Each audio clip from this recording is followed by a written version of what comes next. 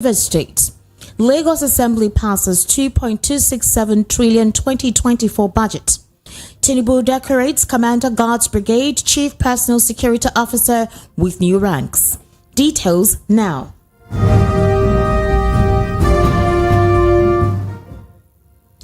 The Minister of State for Health and Social Welfare, Tunji Alaosa, has revealed that President Bola Tinubu is concerned with the recent hike in the price of drugs and the recent scarcity of essential medicine in the country. Speaking with correspondents after the official commissioning of a new clinical complex at the Federal Medical Center, Ebutameta, Lagos, the minister revealed that the president was having sleepless nights over the current situation, detailing that the high cost of drugs and the exit of some multinational pharmaceutical companies from Nigeria were key issues the president was working tirelessly to address. You do recall that multinational British pharmaceutical and biotechnology corporation GlaxoSmithKline made the announcement that it was leaving Nigeria in August of 2023. In the aftermath of GSK's exit, prices of medicine produced by the company went up as their products became scarce.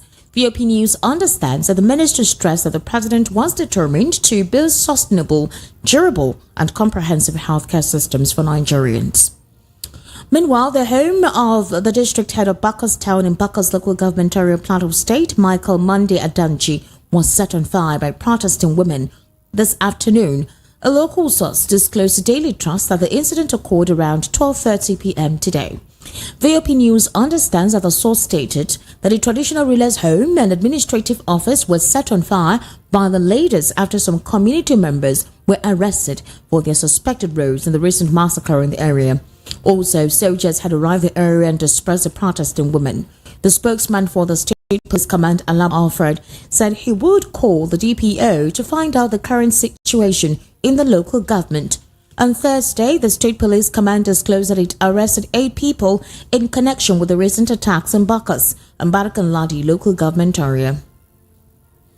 While the rivalry between Governor Simfubara and Federal Capital Territory Minister Nyesom Wike snowballed into the festive season as both leaders engaged in a conspicuous gesture of goodwill during the Yuletide, distributing bags of rice to the residents of Rivers State. Amidst the backdrop of a long-standing political feud, customized rice bags embellished with the faces of both prominent political figures flooded Port Harcourt and its surrounding areas. Governor Wike reportedly allocated 2,000 bags of rice to each local government area, while Governor Fubara opted for a more targeted approach, distributing 100 bags per ward. Many stakeholder groups, including political factions, youth associations, market unions, non-indigenous communities, and landlord associations have all been beneficiaries of these politically branded rice offerings. Investigations, however, revealed that the rice in the customized bags met quality standards and elicited no complaints from the recipients. Commenting on the impasse and issues that came up, the governorship candidate of the Social Democratic Party in the 2023 elections in Rivers State, Senator Magnus Abbey, while speaking via a popular radio station in Port Harcourt, faulted the sharing process. While in Lagos, the Lagos State House of Assembly today passed a total of 2 trillion naira as the 2024 budget size of the state at the plenary session presided over by the Speaker Mudashiru Obasa. This was made known in a statement by the Chief Press Secretary to the Speaker, Eremosele Ebomele. The budget, representing 58% capital expenditure and 42% recurrent expenditure, was approved following a unanimous voice vote by all the lawmakers present at the sitting. Dr. Obasa after commended the lawmakers for their dedication and cooperation and ensuring a quick passage of the appropriation bill, while directing the clerk of the House, Barrister Olaleko Onafeko, to forward a copy of the approved budget to Governor Babajide Sanwo-Olu for assent. Prior to its passage, Honorable Saad Olumo, chairman of the Joint Committee on Budget and Finance, had presented a report containing some recommendations to the House. Among the recommendations is that the Public Works Corporation, the Water Corporation, and the state-owned tertiary institutions be placed on first-line charge to enable them perform optimally. Governor Sanwo-Olu had on Wednesday, December 13, 2023, presented the 2024 budget proposal at 2.246 trillion naira to the House of Assembly, saying that the state anticipated internally generated revenue of 1.251 trillion naira and federal government allocations of 596.629 billion naira. You're currently listening to the World News at 6 right here on Voice of the People, 90.3 FM. We'll take a very short break and then we'll come back.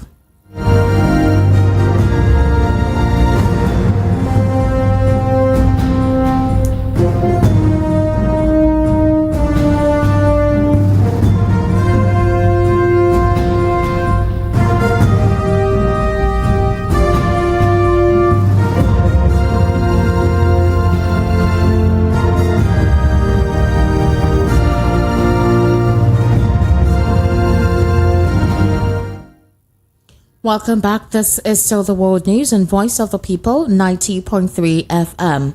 In more news reports, while speaking on the upcoming election for the governor of Edo State, the Honorable Paul Ohabomu, who had previously served as the Commissioner of Communication and Orientation for Edo State, reaffirmed his trust in the party, the All Progressives Congress. According to him, in this year 2024, by the time they were done with the PDP and the Labour Party, history will not be sure they ever existed. It was in response to the All Progressives Party's dominance in Edo State that he made the statement. He went on to claim that the All Progressives Congress won 2 of the 3 senatorial seats in Edo, the Labour Party won 1, and the People's Democratic Party got nothing. And this is just the beginning of the exhibition of power in Edo State. He said that this is just the beginning and that more is yet to come. Further, in an interview via Monitor television program, he acknowledged his contentment with joy with the possibilities that his party, the All Progressives Congress, has in the next election for the governor of Edo State. The All Progressives Congress, he maintained, will be the party that produces the next governor of Edo State in Nigeria. Now, to talk about this and more issues on the World News, I actually have the telephone a political and social affairs commentator, and that is Mr. Darlington. Mr. Darlington, Happy New Year to you, and thank you for staying with us on the World News at 6. Thank you, Esther. How are you today? I am fine. Thank you for coming in. Now, the APC, this is not the first time the APC is telling us categorically that they are the ones who actually own 2027. Is it possible, with how the recent trends in the political hemisphere in the country has been, that there is a very strong and potent opportunity for the APC in 2027? I want you to remember that every statement, every political statement has been geared towards the general elections in 2027, regardless of the economic and socio-political upheaval that we are currently experiencing. Go ahead, Mr. Darlington. Let me get you clearer. I said that the APC once again is reiterating their confidence that they will be the ones to actually be in charge in 2027. And I'm asking you to recall that 2027 seems to be the optimum, because a lot of political stalwarts who are interested in who have their political ambition to pursue are looking towards 2027. So the question now is, regardless of the socio-political dilemma that the country is currently going through with, the APC seems very positive that they would be the ones to be in charge in 2027. Esther, in fact, I am beginning to suspect APC. Why? What is making you suspect? You know, because they got away with what they did in 2023. Okay. They now believe that they have colonized Nigerians. And that whatever happens, they will always be in charge. They are not even interested in bringing good governance to Nigerians. All they're interested that they want to be in power. They want to be in power. Okay. The power they gave them in 2015, what have they done with it? For them to be boasting that in 2027 they will still be there.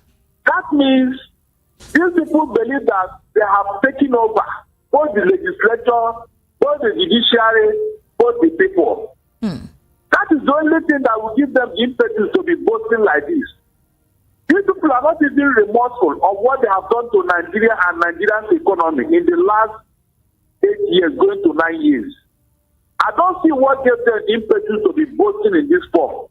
If not that their infamy has become the norm. They now believe that since they got away with what they did in 2023, with all the CSU, with all the scandal, with all the rigging, they are not even apologetic. They are still boasting that they will be in power in 2020. That means there is something these people know that most of us do not know. And I pray that 2027 will come. Let me see that thing that is giving them this impetus. Whether Nigerian people are no longer the Nigerian people that used to know. Because I know that when the push come to shove, Nigerians will tell them that no, we allowed you. It's not that we are foolish people. We allowed you and we have tolerated you enough. That is what they are going to get the shock of their life in 2027. So you're very certain about that. Sorry? I said you're very certain about that. That they'll be shocked in 2027.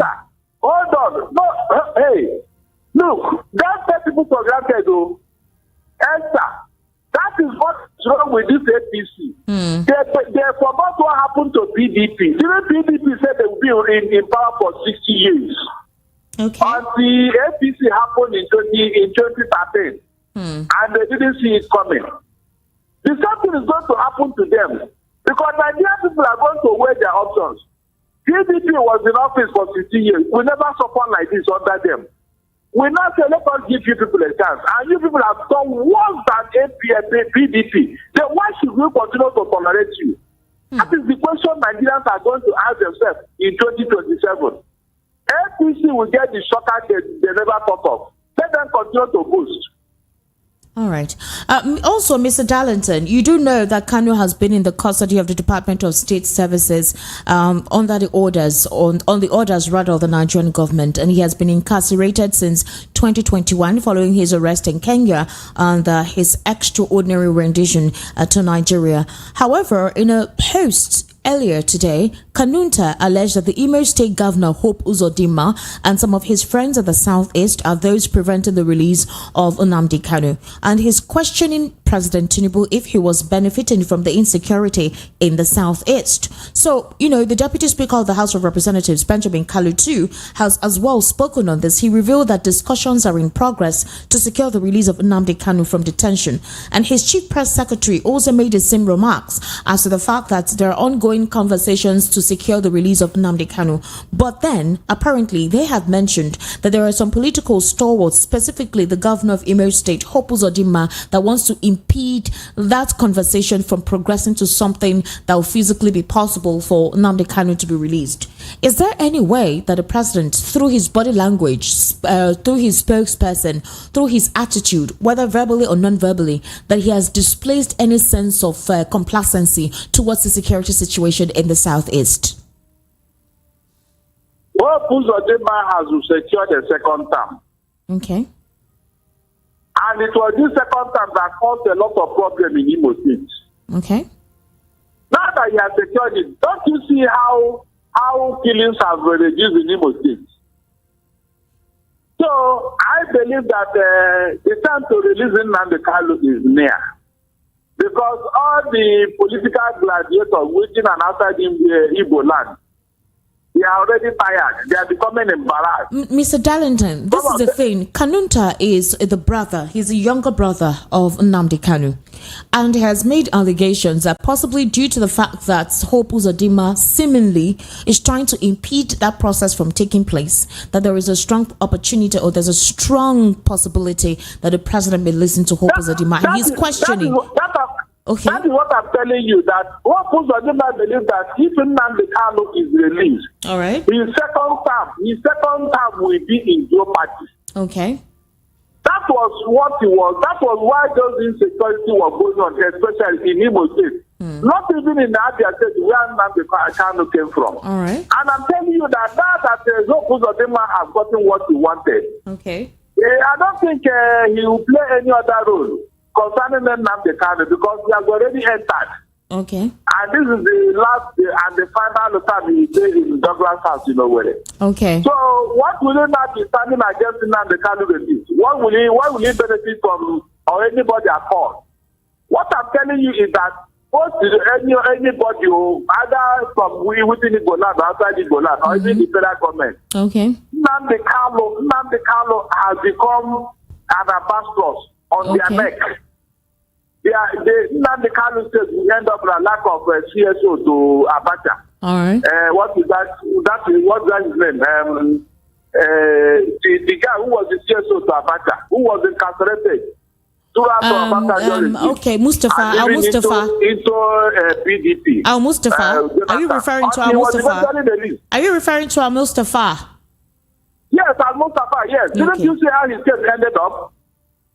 Was he ever prosecuted?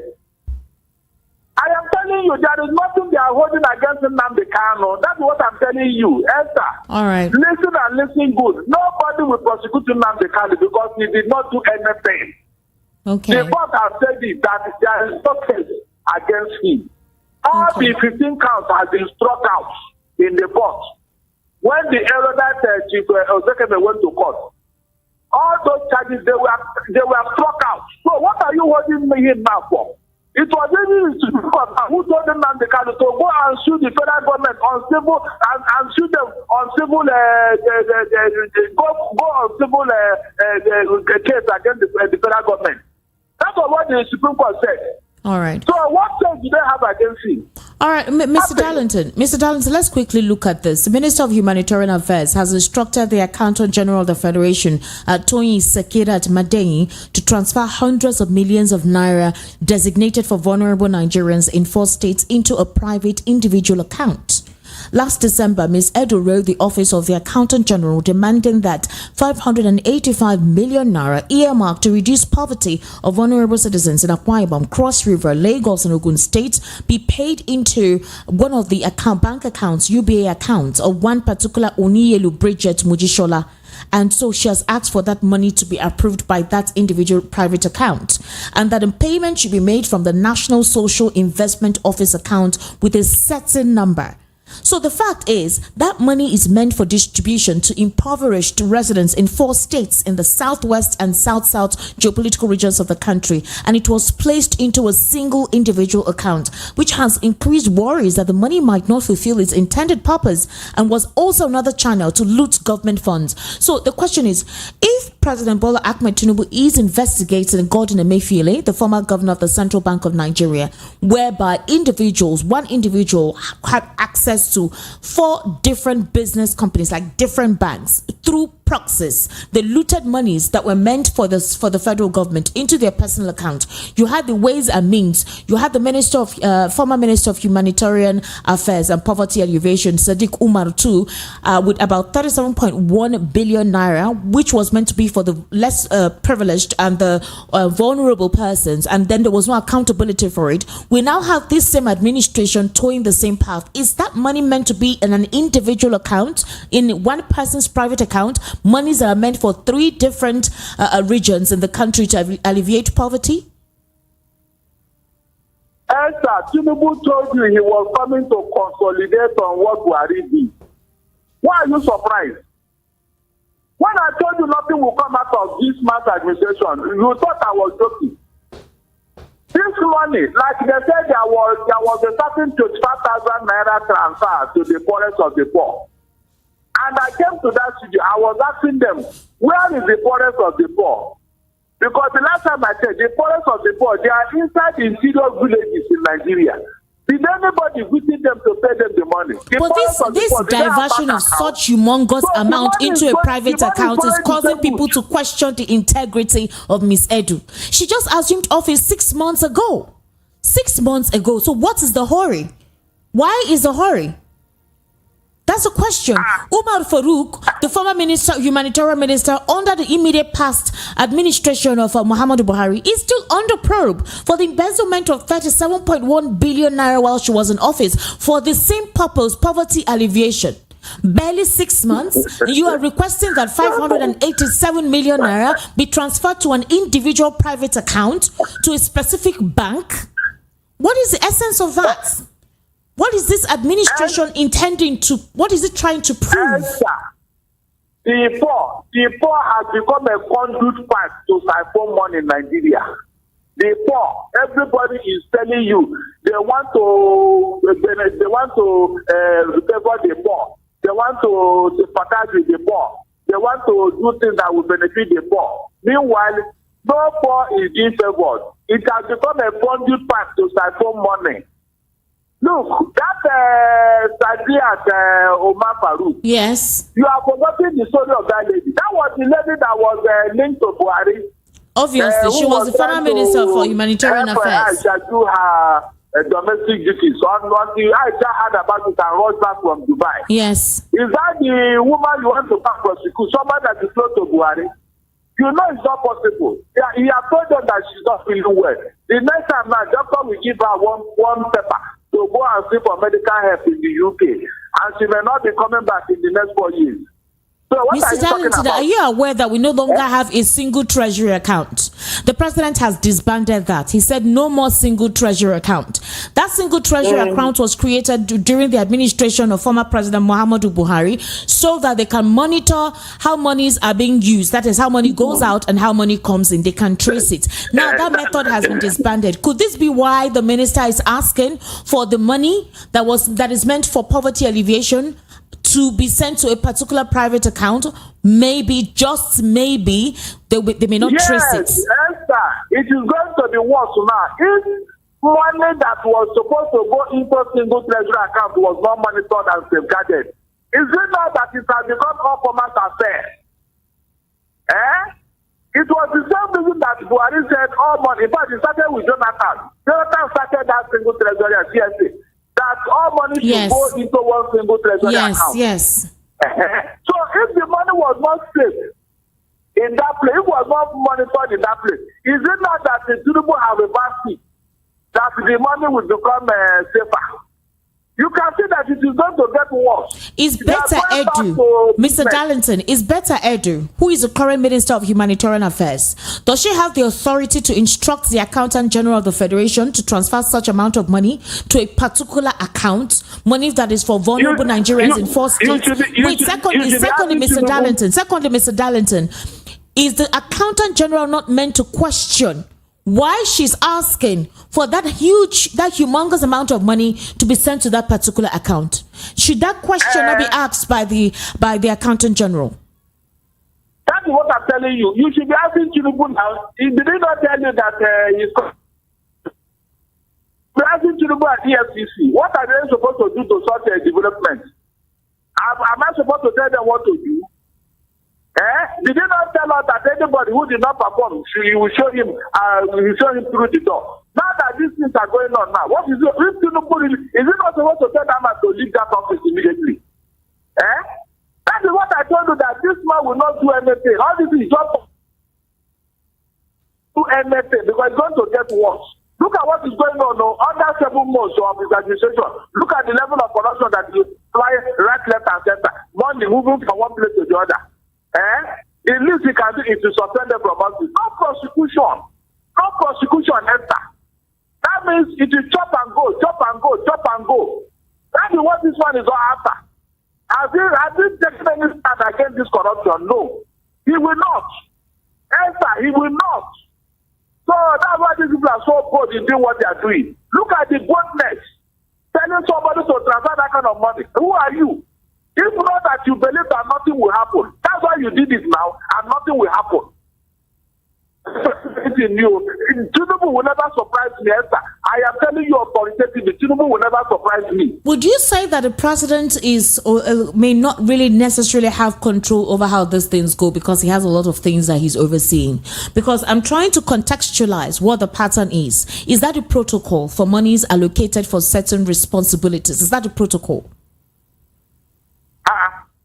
What are you saying? Is it not the one in charge of is it not the one? The boss starts on Tinubu's table. Let him not come and claim ignorance like Buhari. Everything he knows. He has CSS. He has everything. Did he not bring a performance bond for all of them? What is that Bala Usman doing? Is it not the one connecting the policies of government? You mean they are not aware of what is going to happen? They are all aware. Yes, they are all aware. They are waiting for Tinubu to take action, and he will never take any action. That is the truth. He is very much aware of what is happening. He appointed them. So let nobody be surprised. More is coming. It will get worse. All right, Mr. Darlington, thank you so much for your time on the World News at 6. I sincerely do appreciate your input. Thank you, my dear. Thank you so much.